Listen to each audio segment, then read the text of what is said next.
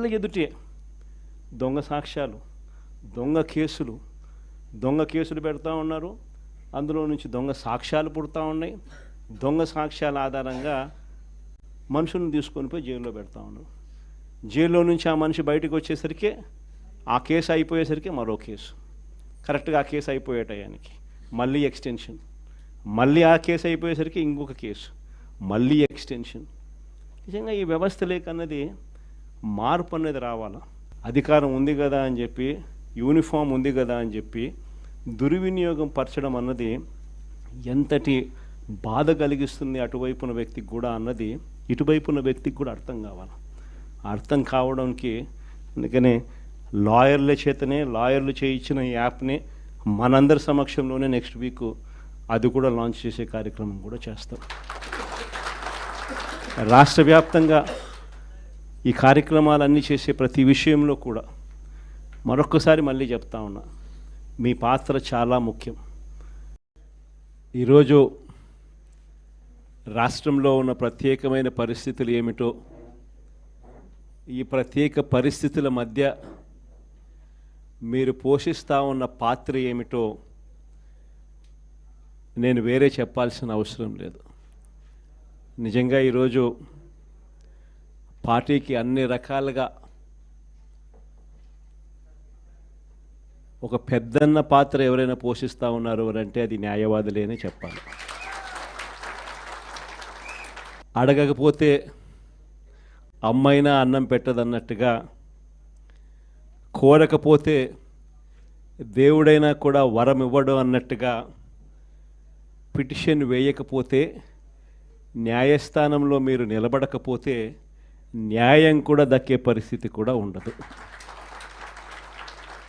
కలియుగం అన్నది ఏమిటి అన్నది ఈ చంద్రబాబు నాయుడు గారి పరిపాలన చూస్తే ఈ 14 నెలల్లో ఓహో ఇదేనా కలియుగము అని చెప్పి అనిపించే పరిస్థితి ఎవరికైనా కూడా అనిపిస్తుంది. ఎందుకనంటే న్యాయం లేదు, ధర్మం లేదు. తమకు గిట్టని వాళ్ళు ఎవరైనా ఉంటే, తమకు నచ్చని వాళ్ళు ఎవరైనా ఉంటే, తమకు వ్యతిరేకంగా స్వరం వినిపించే వాళ్ళు ఎవరైనా ఉంటే తట్టుకునే పరిస్థితి లేదు, జీర్ణించుకునే పరిస్థితి లేదు. ఎలాగైనా తీసుకొని పోయి వాళ్ళని జైల్లో వేయాలి, ఎలాగైనా తీసుకొని పోయి వాళ్ళని చిత్రహింసలు పెట్టాలి, ఎలాగైనా కూడా వాళ్ళ పరువును తీయాలి అనే ఒక నీచమైన సంస్కృతి ఈరోజు మనం చూస్తూ ఉన్నాం. ఒక మనిషిని జైల్లో పెట్టడము అని అంటే తన పరువును, తన ప్రతిష్టలతో ఆడుకోవడం. అవన్నీ తెలిసి కూడా ఏ తప్పు చేయకపోయినా కూడా బురద వేసి తప్పు చేశాడు అని చెప్పి దానికోసం దొంగ సాక్ష్యాలను క్రియేట్ చేసి కేవలం వీళ్ళు పెట్టే ప్రలోభాలు, వీళ్ళు పెట్టే భయం తప్ప వేరే బేసి లేదు, వేరే సాక్ష్యము లేదు. ఇలాంటి పరిస్థితుల మధ్య న్యాయం జరగడానికి కోసం రావాలి అని అంటే అది మళ్ళీ మీదనే ఉంది.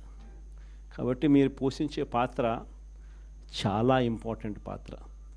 మరీ ముఖ్యంగా కష్టకాలంలో ప్రతిపక్షంలో ఉన్నప్పుడు వైఎస్ఆర్ పార్టీకి నిజంగా పెద్దన్నగా మీరు చేస్తూ ఉన్న పాత్ర ఎప్పటికీ కూడా పార్టీ మర్చిపోద్దని సందర్భంగా తెలియజేస్తాను. ఎవరికి కూడా ఊహించని విధంగా కూడా, ఇంతకుముందు గతంలో ఎప్పుడు జరగని విధంగా కూడా లీగల్ కమ్యూనిటీకి మరీ ముఖ్యంగా ఫస్ట్ టైం లా కంప్లీట్ చేసుకుని తమ కాళ్ళ మీద తాము నిలబడడానికి సిద్ధంగా ఉన్న యంగ్స్టర్స్కు, యంగ్ లాయర్స్కు ప్రభుత్వం అప్పట్లో క్రమం తప్పకుండా సహాయ సహకారాలు అందిస్తూ లా నేస్తం పేరిట అండగా నిలిచిన చరిత్ర కూడా ఇంతకుముందు ఎప్పుడూ జరగల. అదొక్క వైఎస్ఆర్సీపీ ప్రభుత్వం వచ్చిన తర్వాత మాత్రమే ఆ చరిత్ర కూడా చూసాం. అలాంటి పరిస్థితుల నుంచి నిజంగా అట్టడుగు వర్గాలకు తోడుగా ఉండాలని చెప్పి కార్యక్రమంలో భాగంగా ఏకంగా జీపీలు, ఏజీపీల నియామకంలో కూడా ఏకంగా 52% రిజర్వేషన్లు ఇచ్చి అట్టడుగు వర్గాలకు కూడా మంచి చేయాలి అని చెప్పి ఆలోచన చేసిన పరిస్థితులు కూడా గతంలో ఎప్పుడు చూడాల. అప్పుడు కూడా జరిగింది కూడా, అది కూడా వైఎస్ఆర్సీపీ హయాంలోనే. న్యాయవాదులకు సంక్షేమ నిధి కోసం 100 కోట్ల రూపాయలు వాళ్ళకు కేటాయింపులు చేసి అందులో 25 కోట్ల రూపాయల ఖర్చు కూడా ఎప్పుడైనా జరిగింది అని అంటే అది కూడా వైఎస్ఆర్సీపీ ప్రభుత్వ హయాంలోనే. న్యాయవాదుల సంక్షేమ నిధికి కాకుండా ఇన్సూరెన్స్ పథకానికి కూడా 1/3 వంతు వాటాను కూడా ప్రభుత్వమే చెల్లించిన పరిస్థితులు కూడా ఎప్పుడైనా ఉన్నాయి అని అంటే అది కూడా వైఎస్ఆర్సీపీ ప్రభుత్వం.